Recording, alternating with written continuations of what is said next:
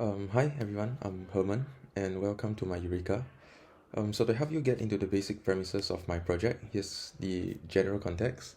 So any individual who has gone through secondary mathematics education would have come into contact with worksheets or some form of written material used in tandem with classroom lessons and to aid the tracking of learning progress. And so I define these materials here as instructional materials, or IMs in short. So some of us would have realized that these worksheets curated by the teachers contain adapted or sometimes even original questions.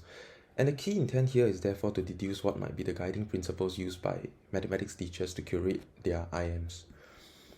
So at first glance, you would notice that the methodology for this project involves literature review of the various forms of data, followed by making conjectures of what we think the design principles for a particular IM might be. Then after preliminary rounds of discussion with fellow research students, our findings are generated. So illustrated at the bottom of my poster is a preliminary finding I feel is currently most worthy of attention, namely that IMs are designed to develop the skill of substantiation in students.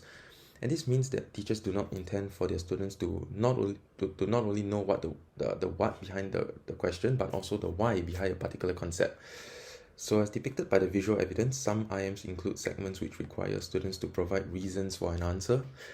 And we see further corroboration from interviews as the teacher mentions that the intention from certain question types is to allow students to check their answers by substantiating in their thoughts why an answer may or may not make sense.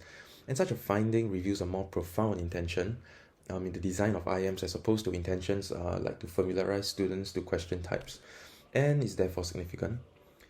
So hopefully I have concisely stated the overarching description of my project, and I shall be covering the other significant findings of my research in the paper. Thank you.